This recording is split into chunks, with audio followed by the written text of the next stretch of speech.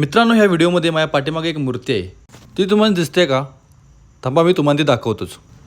थोड्या वेळापूर्वी रस्त्यावरून जाता मला ही मूर्ती दिसली. ह्या गजबजलेल्या पूर्ण शहरामध्ये रस्त्याच्या एका कोपऱ्यामध्ये ही मूर्ती मला दिसली. जेव्हा ह्याला मी निरखून पाहिलं तेव्हा मला समजलं की ही कोणती साधी सुधी मूर्ती नाही, तर कोल्हापूरचे नाव जगभर पसरवणाऱ्या प्रभात फिल्म कंपनीची ही एक ओळख आहे. आता मी तुम्हाला व्हिडिओ दाखवतो. तो व्हिडिओ पाहिल्यानंतर 100% तुम्हाला तुमचं लहानपण आठवेल.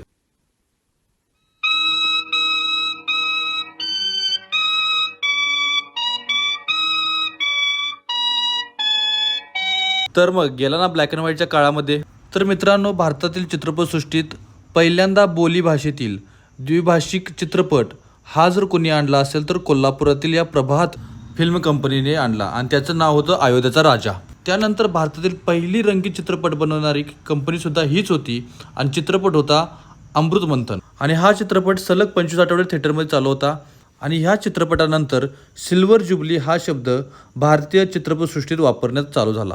आणि तसेच भारतीय चित्रपटसृष्टीत पहिल्यांदा टेलिफोटो लेन्सचा वापर जर कोणी केला असेल तर ह्याच प्रभात फिल्म कंपनीने केला.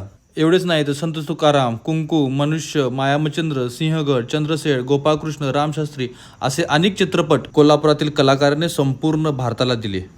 ह्या व्हिडिओतून मला हे सांगायचं आहे की ज्यावेळी एखादा समाज त्याचा इतिहास विसरून जातो त्यावेळी त्या समाजातील येणारे नवीन जनरेशन त्यांच्यातील असलेली क्षमता विसरून जाते. आणि कोल्हापुराचा इतिहास खूप गौरवशाली आहे. प्रत्येक शाळेतील शिक्षकांनी त्यांच्या विद्यार्थ्यांना असे स्पॉट दाखवले पाहिजेत जेणेकरून ते नवीन स्वप्न पाहण्यासाठी घाबरणार नाहीत.